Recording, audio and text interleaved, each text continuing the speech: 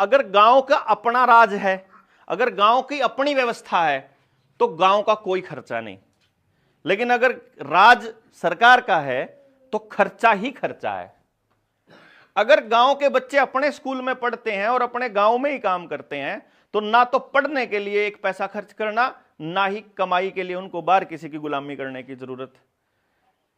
लेकिन अगर गांव में से सारे उद्योग खत्म करके सिर्फ कंपनियों को और फैक्ट्रियों को दे दिए जाएंगे, तो फिर आपका बच्चा पढ़ने के लिए भी बाहर जाएगा, क्योंकि फैक्ट्री में नौकरी लगने के लिए नंबर ज्यादा होने चाहिए, नंबर ज्यादा होने के लिए अंग्रेजी की पढ़नी चाहिए, अंग्रेजी पढ़ेगा तो तभी तो समाज से टूटेगा। आपका बच्चा अंग्रेजी पढ़ेगा जब भी तो आपसे टूटेगा। आपने को कहा आपने तो अंग्रेजी आती नहीं, दादा ने तो अंग्रेजी आती नहीं, इंटेलिजेंट तो मेरा मास्टर जी है, जो अंग्रेजी बोला वो शाना है। तो ये तो शाने है ही नहीं जो अंग्रेजी नहीं बोलते, ये तो कठो कठो करे हैं। तो इनकी तो बात, वो तो बच्चा जो अगली पीढ़ी है वो उसको रिजेक्ट कर देगी, पिछली पीढ़ी को। अब पिछली पीढ़ी को रिजेक्ट कर देगी तो जो उसका परंपराओं से चलती आ रही विरासत है उन्हें कदे खत्म कर लो। पहले आपने जो धोती और पगड़ी बांधा करते, पगड़ी बांधनी भी बंद कर दी, धोती पहनना भी बंद कर दिया। हमारे वालों ने तो पहले कर दी थी, आपके वाले अभी कर देंगे थोड़े दिनों में।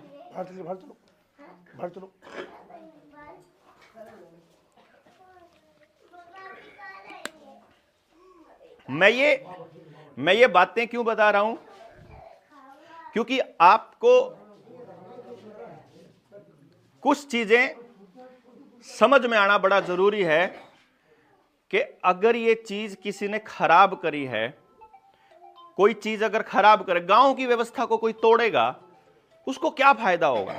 जैसे कोरोना में मैं चिल्लाया करता, सरकार वाले पक्ष वाले कहते थे सरकार जो कर रही ठीक कर रही, मैं किलकी मारा करता, भाई आप लोग अपने बच्चों को बचा लो, आप लोग अपने बच्चों को बचा लो। बहुत से लोगों ने मेरी बात सुन के अपने बच्चे बचा भी लिए, और ये जो घर घर दस्तक वाले घर से निकाल भी दिए। लेकिन कुछ जगह पे वो नहीं माने, तो जी ईब गांव में हार्ट अटैक देखो कितने आ रहे, ब्रेन हेमरेज देखो, लकवे के केस देखो, नपुंसकता के, बांझपन के बीमारियां कितनी आ रही हैं, गोड्डों में दर्द, किसी की याददाश्त है, किसी की आंखों की रोशनी चली गई, किसी का दांत अपने आप ही जड़ गए, कोई बुढ़ा सा होगा, किसी के शरीर में सारा दिन थकावट रहा है, कुछ काम करने जी नहीं करता। मजदूर के पास चले जाओ, उसके शरीर में जान नहीं रह रही है काम करने की। अब वो कहता है भाई अपने पर काम बनता ही नहीं, तो किसी पे नहीं बनता काम। ये सारा का सारा अचानक से हो गया, ऐसा नहीं हो सकता। फिर जिसने किया है उसको बहुत फायदा होना चाहिए। भाई आपका समाज टूटेगा तो किसको फायदा होगा? अगर ये बात सोचेंगे तो भाई किसको फायदा हो सकता है? जो सामान आपके घर में आता है उसको बनाने वाली कंपनी अगर सरकार को डोनेशन देती है, दान देती है, और सरकार से वैसी पॉलिसी बनवा देती है, वैसा कानून बनवा दे, देखना, यानी कि सरकार पॉलिसी बनाएगी आपके आदमी के जरिए। वो जो पॉलिसी बनाने वाला आदमी है, एमएलए है, एमपी है, आपका ये कोई पार्षद है या मेंबर है या सरपंच है, वो कौन है? वो हमारा भाई भतीजा चाचा ताऊ है। क्यों जी? मतलब ये जो काम करने वाला कौन है? हमारा ही रिश्तेदार। जो कोरोना के टाइम पे आप लोगों को कह रहा था कि वैक्सीन के सर्टिफिकेट नहीं दिखाओगे तो तुमको राशन नहीं मिलेगा, बैंक में नहीं जाने देंगे, आपको मंडी में नहीं जाने देंगे, पेपर नहीं दे सकते, हाजिरी नहीं लगा, वो कौन था नौकरी करने वाला आदमी? हमारा ही भाई भतीजा बहन था। क्यों जी? आंगनबाड़ी वर्कर जो हमारे घर आया करती, वह कौन थी? वह हमारी बेटी बहन थी। इसी तरह से जो पेस्टिसाइड बेच रहा है, जो यूरिया डीएपी बेच रहा है, वो कौन है? वो भी हमारा ही जानकार रिश्तेदार है, कोई ना कोई है जी। और जो बाकी के सामान बेच रहा है वो भी हमारा ही आदमी है। अब इसका मतलब यह हुआ कि अगर हम उनकी उस सत्ता को खत्म करते हैं तो जो उनकी वजह से हमारा भाई भतीजा जो पैसा कमा रहा है, हम उसके भी पेट पे लात मारते हैं। हमें ऐसा नजर आएगा कि नहीं आएगा? तो वो क्या करेंगे? क्योंकि अंग्रेज अगर होंगे और बाहर का आदमी होगा तो उसको पहचानना आसान है, इसलिए वो आपके ही बीच के लालची आदमी को ले लेंगे और उससे वो सब करवाएंगे जो वो करवाना चाहते हैं। अब वो क्या क्या करवाएंगे? घर में एक टेलीविजन है तो सारा परिवार बैठ के उस टेलीविजन पे वो देखेगा जो परिवार के साथ बैठ के देख सकता है। लेकिन अगर किसी के बच्चे को टेलीविजन पे कुछ ऐसी फिल्में देखनी है जो अंग्रेजी में आती हैं, रात को जो उसको अच्छी लगती हैं और वो परिवार के साथ देखने की नहीं है, तो वो फिर अपने मम्मी पापा को बोलेगा कि मने न्यारा टीवी चाहिए। ठीक, यानी अगर 4 भाई हैं और चारों भाइयों का परिवार जिसको शौक है वो टीवी एक जगह बैठ के देखता है, तो कंपनी का फायदा एक जगह होता है। लेकिन अगर वो चारों भाई परिवार में अलग हो जाते हैं तो फिर 4 टीवी लेने पड़ेंगे, 4 कार लेनी पड़ेंगी, 4 ट्रैक्टर लेने पड़ेंगे, 4 ब्रश आवेंगी, 4 लैटरिंग बनेंगी, 4 हर चीज फिर 4 लेनी पड़ेंगी। यानी कि परिवार का खर्चा 4 गुना हो जाएगा, तो बाजार की आमदनी 4 गुना हो जाएगी। नहीं समझे जी? मतलब आपका परिवार टूटने से किसको फायदा है? आपके घर में डंगर नहीं है तो किसको फायदा है? आप अगर बाजार का दूध पीते हो तो उससे किसको फायदा है? कंपनी को फायदा है ना। सिर्फ कंपनी को फायदा नहीं है, 3-3, 4-4 फायदे होते हैं इनके एक जगह पर। एक दूध की कंपनी में गया मैं, मतलब कंपनी के ये जो अपनी डेयरियां होती हैं, बड़ी बड़ी डेयरी, उसमें वो जो धार निकालते हैं, दूध निकालते हैं, उसमें आदमी नहीं निकालते, मशीन निकालती है। देखी होंगी आप लोगों ने। वो थन पे बस वो मशीन लगाते हैं और वो अपने आप चारों थनों पे निकालते हैं।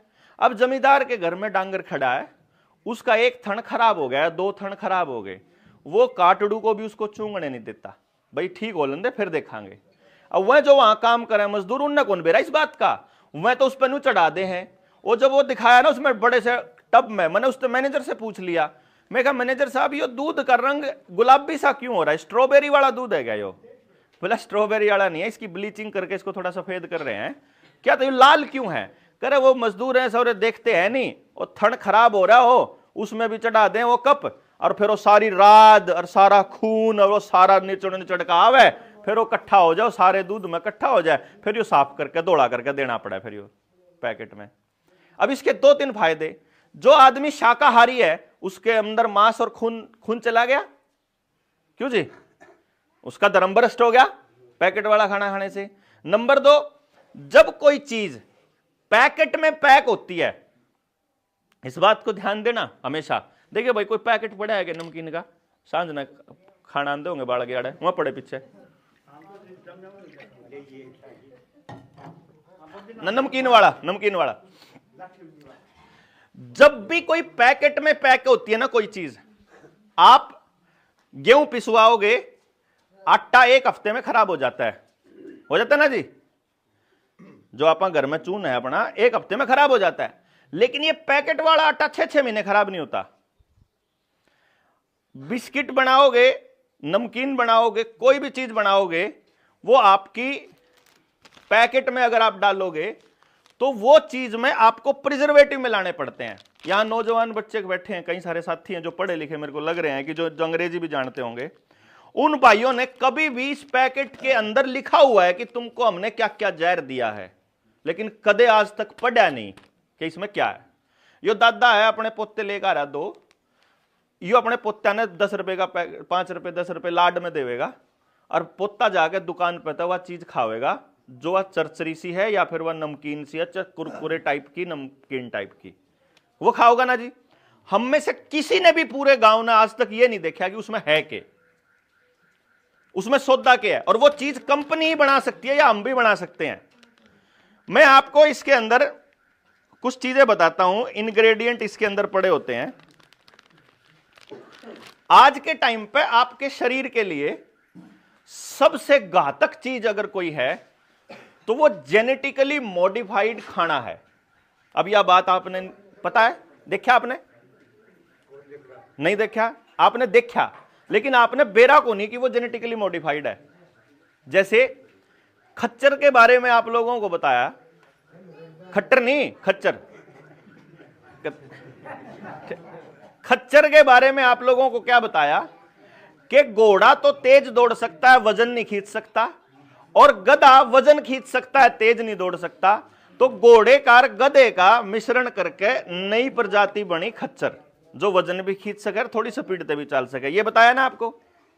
गाय जो है वह मतलब गाय दूध कम देवे और भैंस का दूध इतना फायदेमंद नहीं होता। तो आप लोगों को और हम लोगों को अंग्रेजों ने हमको क्या बताया कि हमने एक ऐसी तकनीक बना दी, आधी भैंस और आधी गाय, उसको अपन अमेरिकन गाय बोला, याद है? HF बोला करते। वह जेनेटिकली मॉडिफाइड है कि आधा हिस्सा एक जानवर का ले लिया, आधा हिस्सा एक जानवर का ले लिया। ये लोग इसके ऊपर पिछले 50 सालों से रिसर्च करने लग रहे हैं कि जेनेटिक जीन बोलते हैं इसको, जीन में बदलाव करने का क्या फायदा और क्या नुकसान है, और अगर हम खाने के सामान में जीन बदल दें तो क्या क्या फायदा और नुकसान है। आपके समाज में, हमारे समाज में खाने के सामान में कुछ चीजें ऐसी हो रखी है जो इन्होंने हर घर तक पहुंचा दी। उसमें एक चीज है वो जो सुंदर सा हरा सा दिखने वाला खीरा, वो जेनेटिकली मॉडिफाइड है। एक वो सुंदर सा दिखने वाला टमाटर जो मीठा हो गया आजकल, गोल टमाटर, मीठे टमाटर जहर समान होता है असलियत में, उसमें मछली का जीन है, उसमें मछली के जीन डाल दिए उसने, यही मांसाहार वाला ही बिंदु डालने के लिए। इसी तरीके से जो सरसों है आज के टाइम पे, वो भी इन्होंने जीएम देनी शुरू कर दी। इससे पहले जितना सूरजमुखी का तेल था, जितना कपास आप देखोगे, आपके यहां तो कपास होती होगी, कपास आपके यहां देसी कपास नहीं बची है, अब यहां पर बीटी कॉटन आ गई है। बीटी कॉटन को सर्च करोगे, वो भी जेनेटिकली मॉडिफाइड, उसमें भी एक कीड़े का जीन डाल दिया उन्होंने। वो कहते हैं कि वो कीड़े का जीन की वजह से वो कीड़ा नहीं लगता उसके अंदर ना, वो उसका विरोध करता है, तो वो जो है उस कपास में वो एक कीड़ा नहीं लगता जिसके बारे में वो बोला करते हैं। अब ये जो बीटी कॉटन है, इससे जो बिनोड़ा निकलेगा और उस बिनोड़े का जो तेल निकलेगा, उस बिनोड़े को हमारी भैंस खाएगी या गाय खाएगी, और उसका जो तेल होगा, उस तेल से ये जो नमकीन के पैकेट हैं, जितने भी ये नमकीन के पैकेट होते हैं, इनमें 3 तेल पड़ते हैं, या तो राइस ब्रैन या फिर पामोलिव। इसके अंदर पड़ा हुआ है पामोलिन ऑयल, पामोलिन। इनकी खासियत क्या है कि ये कभी भी हजम नहीं होते, एक बार चले गए तो चले गए। और तीसरी चीज इनकी क्या खासियत होती है कि जो कपास वाला तेल है, जो हमारा बिनोड़े वाला तेल है, ये बीटी कॉटन है, अगर बीटी है अगर हमारी कपास, उस बीटी कपास का जितना बिनोड़ा है और जितना भी तेल निकलेगा, वो जो कि नमकीनों वगैरह में डलता है, उसके बारे में ब्राजील की सरकार ने 2020 में एक ऑफिशियल रिपोर्ट जारी की थी, 15 साल की रिसर्च के बाद, कि जो जाति, चाहे वह डांगर की हो चाहे वह आदमी की हो, जो भी प्रजाति ज्यादा लंबे समय तक जीएम का फूड खाएगा, या तो वो या उससे अगली संतान नपुंसक या बांझ पैदा होगी। अब आपके आसपास आईवीएफ सेंटर खुलने लग रहे हैं। जैसे आप देखोगे, खेत में आपका खेत पूरी तरह से बंजर हो चुका है, या कह लो आपका बीज जो खेत में पड़ने वाला बीज है वो बंजर हो लिया। अब आपके पास देसी बीज किसी भी चीज का नहीं बचा हुआ, या बचा हुआ है जी? अब देसी बीज आपके पास खेत का भी नहीं है। गांव में जितने भी खग्गड़ हैं, जोटे हैं, वो अब नहीं है। अब गांव में नए दूध करने के लिए डांगर के पास जाना पड़ेगा, तो आपको डॉक्टर के पास जाना पड़ेगा, वो देगा आपको बीज। इसका मतलब डांगर का भी बीज आपके पास नहीं है। अगर बांझ बीज वाले फसल बोओगे और बांझ बीज वाली फसल खाओगे तो बांझ ही औलाद होएंगी। जैसा खाए अन्न वैसा होए मन, शरीर, और जैसा शरीर वैसा मन। मतलब यह है कि आपका बीज जो है वो खतरे में है, इंसान का बीज।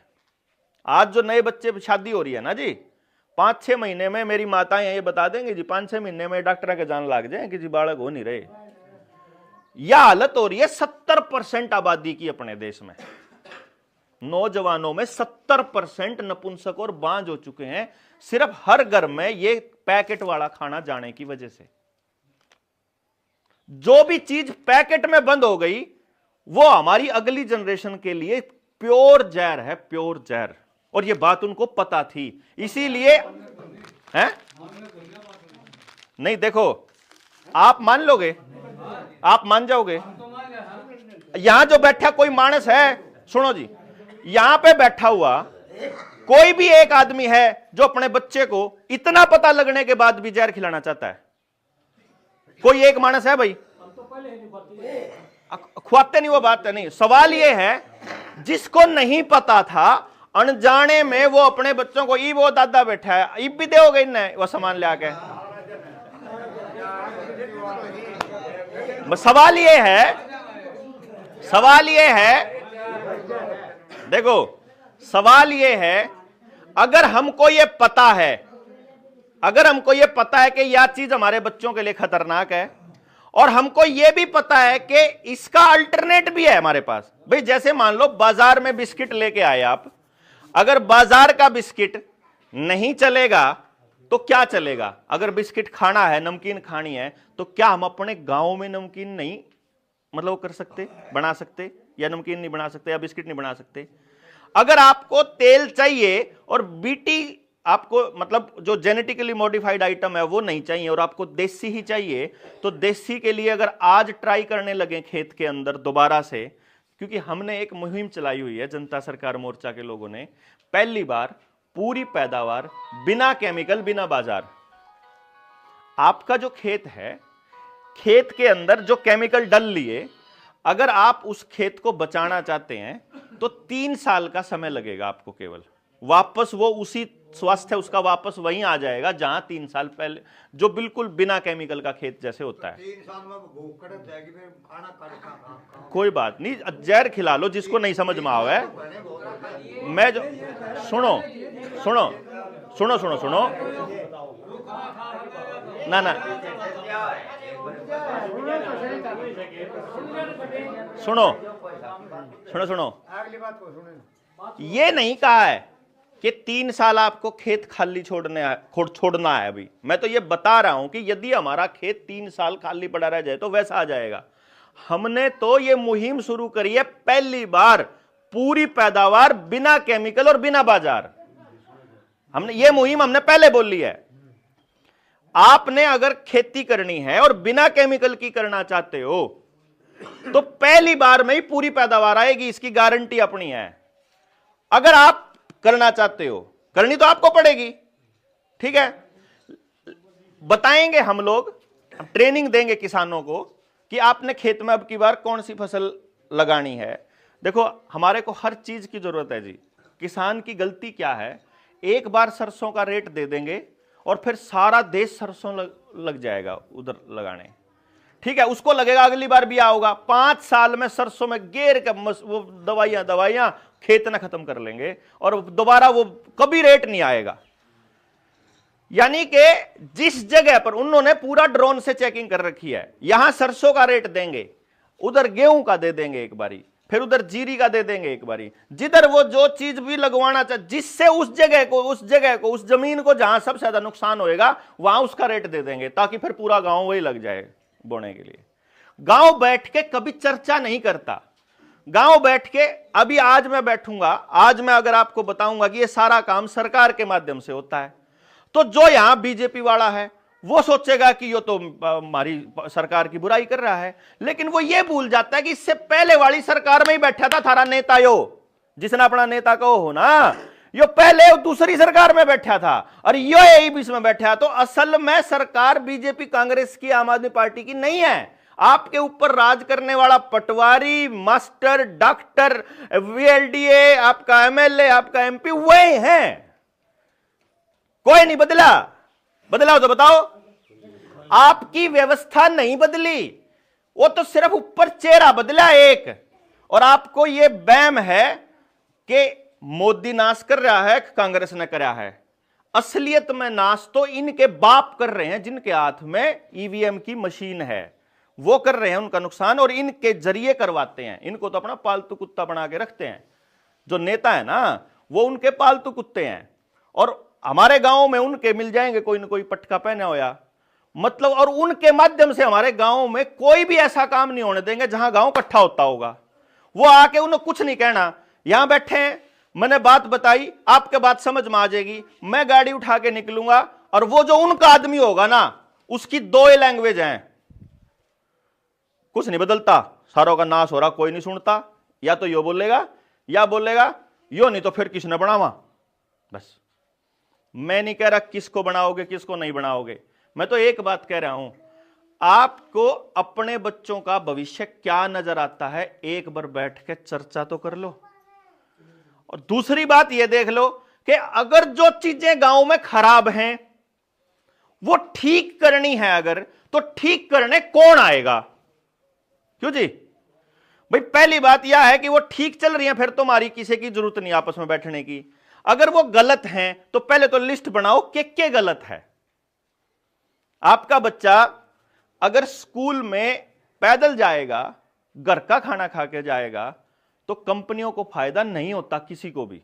लेकिन अगर आपका बच्चा बस में बैठ के बाहर जाएगा तो पेट्रोल कंपनी को भी फायदा है, बस वाली कंपनी को भी फायदा है, प्लास्टिक वाली कंपनी को भी फायदा है, टायर बनाने वाली कंपनी ने भी फायदा है, जो ये सड़क बनाने वाली कंपनी है इनको भी फायदा है, और उसमें शीशे बनाने वाली कंपनियां का भी फायदा है, उसमें लोहे वाली कंपनियां का भी फायदा है, उसमें सारा कंपनियां का फायदा है।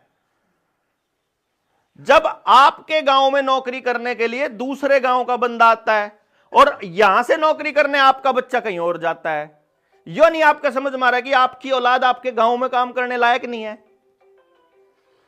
अगर वो गांव के गांव में काम करेगा तो ज्यादा काम कर सकता है और बिना खर्चे के काम कर सकता है, लेकिन अगर वो बाहर जाएगा काम करने के लिए, काम भी कम होएगा, परिवार भी टूटेगा, कंपनियों का भी फायदा होगा और गांव का नुकसान होगा। गांव का नुकसान क्या होगा? गांव का सबसे बड़ा नुकसान यह होगा कि गांव की जड़ पाटेगी। जो छोटे पौधे होते हैं जब एक जगह से दूसरी जगह लगाने होते हैं तो अपने बुजुर्ग ने क्या करते, जब हम लगाया करते, भाई छोरे जड़ ना दिखण दिए, क्यों जी? वो जड़ जिस जमीन में है वह जमीन वह माटी न्यू की न्यू उसकी गेल लगी रहनी चाहिए। बंदा चाहे कितने चला जाओ, बड़ा बुजुर्ग ने कहा करता, भाई छोरे अपने गांव ने ना भूलिए, क्यों जी? फिर हमारे से उन्होंने क्या कहलवाना शुरू किया कि गांव में कुछ नहीं धरा। हमने कहा खुद कि बेटा खेती में कुछ नहीं रखा, कि बेटा डंगरों में डंगर होने की जरूरत नहीं है, कि बेटा खेत में गांव में कुछ नहीं है, तू निकल यहां से। और फिर हमारे बच्चे खुद ही बोलने लगे कि 1 किला बेच के मैंने कनाडा बेच दे, मैंने अमेरिका बेच दे।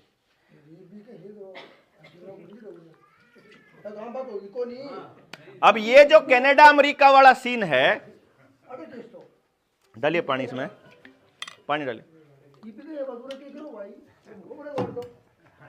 सुनो सुनो, जो कनाडा अमेरिका वाला सीन है इसको थोड़ा सा मैं आपने क्या देखा? आपने सिर्फ इतना देखा कि आपका बच्चा ये कह रहा है कि यहां कुछ नहीं है और यहां से चलते हैं। अब इसको मैं आपको पूरी दुनिया का दिखाता हूं कि कैसे हो रखा है। रोहिंग्या चलेगा बांग्लादेश से, वो आएगा पश्चिमी बंगाल के तटीय इलाके में और आके कहेगा बांग्लादेश में काम धंधा नहीं है। बांग्लादेश का उस गांव का आदमी, जो हमारे पश्चिमी बंगाल का आदमी, आ जाएगा कलकत्ता में कि गांव में काम नहीं है। फिर इधर बिहार की तरफ आ जाओगे, बिहार का यूपी का आदमी, बिहार और यूपी के अंदर कोयले की और सोने की इतनी खदान है, अगर उसका सारा ठेका कंपनियों की बजाय अगर सरकार के पास आ जाए या देश के लोगों में बंटने लगे, हर आदमी को हर महीने 3 लाख रुपया कम से कम मिल सकता है। इतना सोना और कोयला है हमारे पास, जो मात्र 10 रुपए टन पे उनको बेच रहे हैं आप। ये आपको नहीं पता। और हमारे सुप्रीम कोर्ट का आदेश है कि जो प्रॉफिट होगा वो पूरे देश में बंटना चाहिए, तो इसलिए प्रॉफिट वो लेती ही नहीं सरकार। वो ये जो नेता हैं ये उद्योगपतियों से सेटिंग करके वो कोयले की खदान उनको बिल्कुल मिट्टी के भाव में उठवा देती है। समझ रहे हो पॉइंट को? अब वो जो बिहार का आदमी है उसको ये बात पता ना चल जाए तो बिहार और यूपी को इतना गरीब दिखाया जाएगा कि बिहार और यूपी का आदमी वहां से नौकरी करने के लिए आएगा हरियाणा और पंजाब। वो कहेगा वहां काम नहीं है इसलिए वो यहां आ रहा है। अच्छा, जब उसके लिए यहां काम है, यहां वाला बच्चा कह रहा है कि यहां काम नहीं है, वहां वाले को यहां काम मिल रहा है, यहां वाले को आगे मिल रहा है कनाडा अमेरिका। और कनाडा अमेरिका के अंदर प्रोटेस्ट हो रहे हैं, जैसे किसानों के यहां प्रदर्शन हो रहे हैं, वहां के नौजवान प्रोटेस्ट कर रहे हैं कि यहां काम नहीं है। समझ रहे हैं आप बात? वहां का मूल आदमी यह कह रहा है कि यहां काम नहीं है। हर जगह का मूल आदमी, जहां हमारे बच्चे जा रहे हैं वहां भी वो झाड़ू पोछे के अलावा छोटी मोटी नौकरियों के अलावा नहीं कर रहे कुछ भी। गाड़ी चला ली, ट्रक ड्राइवर बन गए, जो दूसरे काम कर लिए, ये मतलब ऐसा को नहीं कोई जाएगा में अफसर लाग रहे होंगे, क्यों होगा, कोई लाग रहा है, इतना तो हमारे यहां भी लग जाए। बात यह है कि हर जगह का आदमी यह कह रहा है कि यहां काम नहीं है। और हर जगह का आदमी काम करने के लिए कहीं और जा रहा है। इसके मूल में क्या है? इसके मूल में 2016 का भारत सरकार का एक नोटिफिकेशन है CAA और NRC का, कि जो आदमी अपनी मूल जगह पर है केवल वही इस देश का नागरिक है। समझ गए? जहां दादा के कागज हैं, फिर उसके बाप के कागज हैं और उसके कागज हैं, वो तो है इस देश का मालिक। और जब बाप के कागज कहीं और के हैं और बच्चे के कहीं और के हैं, या जैसे बाप के तो हो गए यहां के इस गांव के, और बच्चे के हो गए मान लो लोहारू के, या उन्हें रहना शुरू कर दिया चंडीगढ़, उन्हें वहां का DL बनवा लिया, आधार कार्ड वहां का बना लिया, तो बच्चा चला गया वहां, कागज बनवा लिया वहां का, तो ईब वो बच्चा इस देश का मालिक नहीं रहा, ईब वो शरणार्थी हो गया, वो रिफ्यूजी माना जाएगा। ये नोटिफिकेशन है जनाब।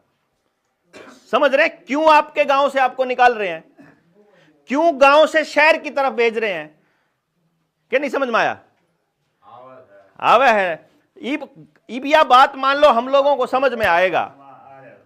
अगर पूरे गांव को समझाना है, अगर पूरे गांव के अंदर इस चर्चा को लेके जाना है, तो भाई पूरा गांव बैठना पड़ेगा कि नहीं बैठना पड़ेगा? है पूरे बिना समझे, बिना चर्चा किए तो गांव को पता ही नहीं चलेगा कि हमारे बच्चों, हमारी अगली पीढ़ी को पूरी तरह से बर्बाद करने की योजना बन चुकी है। ये जो KMP, ये जो बड़े बड़े बन रहे हैं ना, जिस पे बड़े राजी होते हैं आप कि चंडीगढ़ 3.5 घंटा में, मैं चंडीगढ़ जान लग रहा था, इसी रास्ते से जान लग रहा था जो यो था अपना 152D, चलते चलते मेरे बराबर में जो मेरा साथी बैठा था वो कहने लगा मेरे को, वैसे डॉक्टर साहब एक बात कहूं, आप तो इसके खिलाफत में हो। मैं कहा अच्छा बताओ जी। देखो चाहे आप कुछ भी कहो, ये रोड बन के सहूलियत तो बहुत होगी। मैं कहा जी ठीक है बताओ जरा क्या सहूलियत होगी, सहूलियत बताओ पहले तो। चलो बोला जी सहूलियत यह होगी। मगर पहली बात मैं बताऊं, ये जो रोड है ये किसकी जमीन पे है? बोला किसान की जमीन पे है। किसान का ट्रैक्टर नहीं चढ़ सकता, किसान का बच्चा मोटरसाइकिल लेके नहीं चढ़ सकता, किसान की बुग्गी जोटा नहीं चल सकता इसके ऊपर। पहली बात तो या चलो सहूलियत बताई। बोला सहूलियत यह होगी कि चंडीगढ़ 3.5 घंटा में पहुंच जाए। मका अच्छा न्यू बता दे चंडीगढ़ जाना ही क्यों है तने? चंडीगढ़ जाने, तेरे को चंडीगढ़ जाना ही क्यों है? सवाल ये है, तेरे बच्चे को अगर वहां पढ़ाई, यहां पर अगर पूरा गांव मिलके, गांव को क्या व्यवस्था चाहिए उसके हिसाब से अगर गांव की पढ़ाई आप सुधार लें। देखो बाहर का मैं सिर्फ भाषण देने के लिए नहीं आया हूं, हमारे पास वो टेक्निक है। मैं इंडिया का पहला आदमी हूं इस पे काम करने वाला कि 3.5 साल के बच्चे से लेकर किसी भी बच्चे में असली टैलेंट क्या है मैं बता सकूं कि यो बच्चा खेती के लिए पैदा हो रहा, यो बच्चा साइंटिस्ट बनने के लिए पैदा हो रहा, यो बच्चा पशुपालन के लिए पैदा हुआ, इस बच्चे में ये गुण है, इस बच्चे में ये गुण है, ये खिलाड़ी बन सकता है, यो बच्चा भी फलाना काम कर सके। तो इस गांव को अपने लिए जैसी आबादी चाहिए वैसे बच्चे परमात्मा ने ऑलरेडी पैदा अपने यहां कर रखे हैं। तो उस बच्चे को कैसी पढ़ाई पढ़ानी है ताकि वो बच्चा अपने जीवन को खुशी खुशी बिता सके, ये अगर गांव तय कर ले और गांव में ही ले आए उन टीचर्स, उन फैसिलिटीज को, तो ना तो आपका खर्चा हुआ, ना आपके बालक ने कहीं बाहर जाना, ना उसका कोई रिस्क। आपके ही गांव के बच्चे उस चीज को तैयारी करेंगे, यानी कि जो नौजवान है उनको काम मिलेगा और जो नए बच्चे हैं, जो माँ बाप है, उनका खर्चा नहीं होएगा। उसके बाद उनको किस तरह के काम पे लगाना है ये भी गांव अगर तय करने लग जाए तो हर बच्चे के लिए, हर बच्चा बोल रहा हूं मैं, ये नहीं कि सिर्फ जिनके पास पैसा है, जो गरीब आदमी बैठा है गांव के अंदर, जो राशन ले रहा है कोटे से, उस आदमी के बच्चे के लिए भी 100% रोजगार देने वाला, एम्प्लॉयमेंट देने वाला एजुकेशन सिस्टम अपना अपने गांव में बना सके। बस फर्क इतना है कि ये सिस्टम हम नहीं बनाएंगे, ये सिस्टम गांव बनाएगा। हम क्या करेंगे, जो हमारे पास टाइम, ट्रेनिंग और टेक्नोलॉजी, वो हम फ्री दे सकें, आपको टेक्नोलॉजी दे देंगे और आपके नौजवानों को ट्रेनिंग दे देंगे कि कैसे होगा। क्योंकि जिस मुद्दे पे हम चले हुए हैं उसका एक ही मूल है कि गांव आपका है, बच्चे आपके बर्बाद हो रहे हैं, तो आके ठीक भी आपको ही करना पड़ेगा। बाहर का आदमी ठीक करेगा तो वो तनख्वाह लेगा, वो कुछ ना कुछ फायदा मांगेगा। अगर मैं आके ठीक करूंगा तो मेरा फायदा मांगूंगा मैं, भाई मैं इसलिए, मुझे आप लोगों से नहीं चाहिए कुछ, मैं ऑलरेडी इस पोजीशन पे था कि मैं अपना गुजारा ठीक कर रहा था।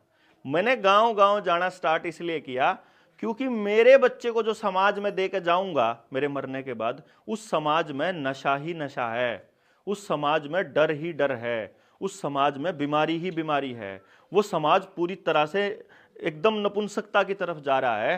तो मुझे अपने बच्चे को कुछ तो ऐसा समाज में देना है जो जिस जैसा ईब है उस तो बढ़िया दे दूं किसी तरीके से। ये तो फर्ज होगा जी बड़ी पीढ़ी का। बड़ी पीढ़ी का ये फर्ज है कि वो ऐसे समाज का निर्माण करे कि जब अगली पीढ़ी उसके अंदर रहे तो वो सुरक्षित महसूस करे। उसी चक्कर में हम अपने बच्चों को, हमें लगता है कि हमारा बच्चा बाहर पढ़ेगा तो हमारे बच्चे का भविष्य सुरक्षित होएगा। नहीं जी नहीं। जिन जिन के लोगों ने, जिन जिन गांवों ने अपने बच्चों को पढ़ने के लिए बाहर भेजा, उनमें से बहुत सारे तो वापस ही नहीं आए, और जो आए तो आज वे न कुछ भी नहीं करते गांव में। अब वो ना डांगरा का काम का हाथ लाते, ना वो खेत के काम का हाथ लाते, ना वो घर में ढंग से रहते, वो सारा दिन सिर्फ मोबाइल पे बैठे रहते हैं। यानी कि असलियत में हमने अपने हाथों से अपनी अगली जनरेशन को बर्बाद किया।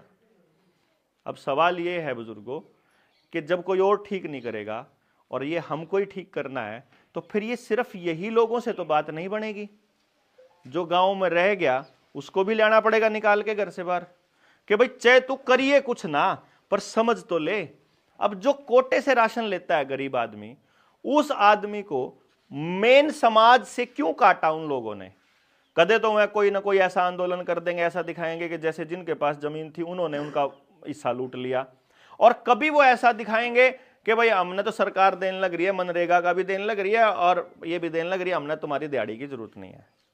अब वो आपसे कट जाएंगे। अब उनका जो राशन दे रहे हैं ना, वो जो चावल मिल रहा है फोर्टिफाइड जिसको वो राइस बोलते हैं, और जो गेहूं दे रहे हैं उसके ऊपर वो केमिकल छिड़क छिड़क कर देने लग रहे हैं। अब गरीब लोगों को भी अमीरों वाली बीमारियां होने लग गई हैं।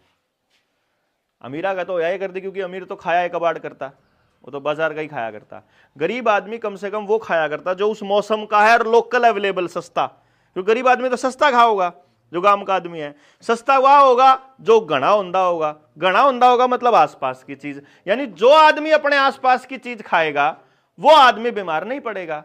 अब जब यहां का आदमी जब कश्मीर की सेब खाने लग जाएगा तो बीमार होना स्टार्ट हो जाएगा।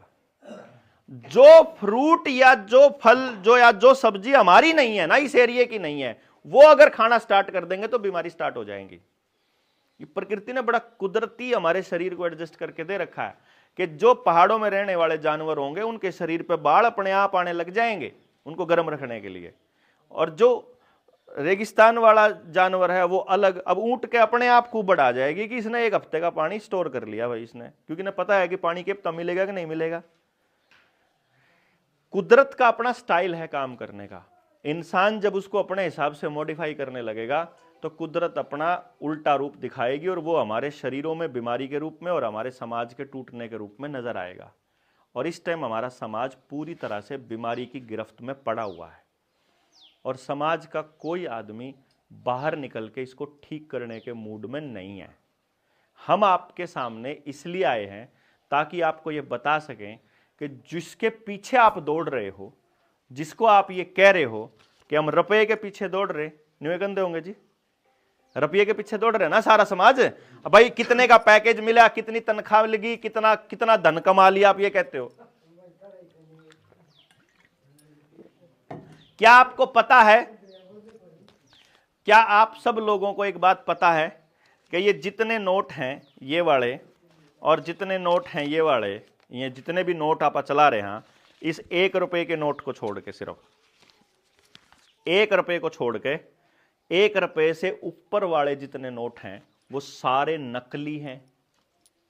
पता है आपको? 3 साल पुराना पीपल है और वो 100 साल पुराना नीम है।